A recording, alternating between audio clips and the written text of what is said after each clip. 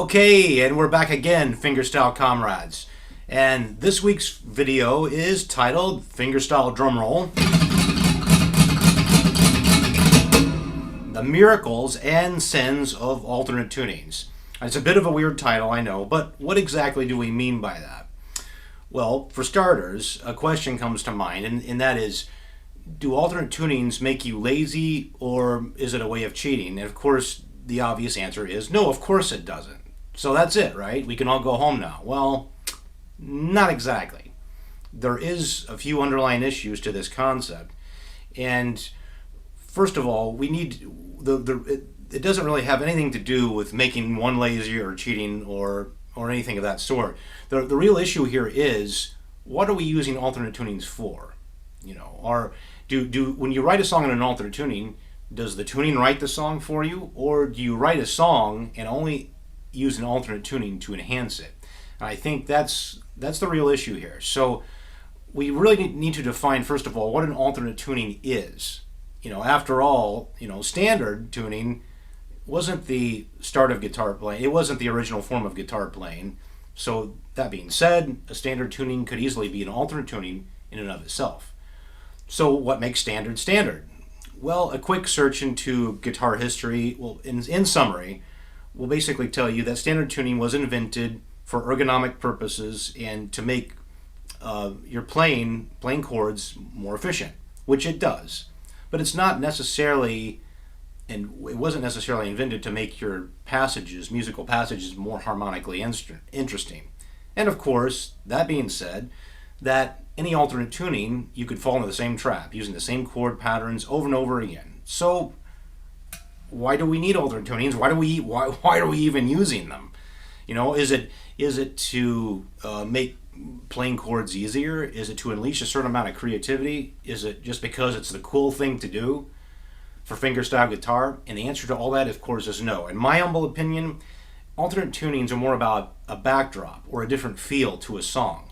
Basically, I would go as far as to say that an alternate tunings are all about giving a certain ambience, if you will, more than a certain chord pattern.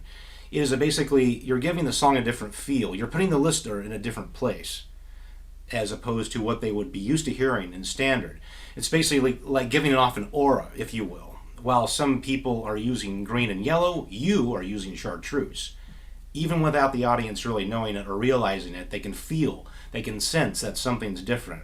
And that's really the big issue here. That's the secret of alternate tunings. That's what I would call the miracle of them. And basically, when I first started playing in Dadgad, so that's basically one of my main alternate tunings that I use. Dadgad, D-A-D, G-A-D. And when I first started experimenting and writing music in Dadgad when I was younger, I sounded something like this.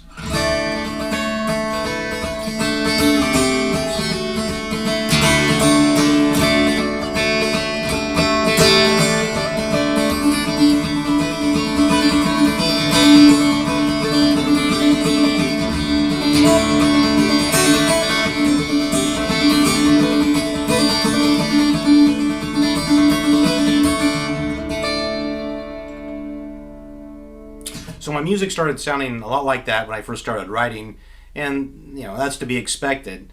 And there's nothing wrong with that way of playing, but you start playing that way too many times and writing too many songs that way, and you start to sound predictable and hollow, and we definitely don't want that. Now, I'm going to give you an example of a passage by Pierre Bensoussan, guitarist who's famous and notorious for playing in Dadgad. Same tuning, but what he does is totally different, and this is what part of his playing sounds like.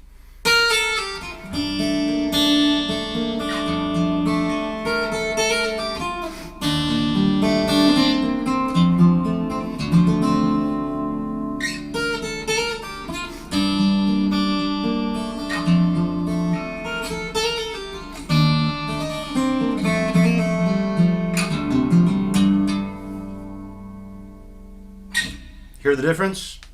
Difference of night and day, don't you think? Same tuning, but totally different approach.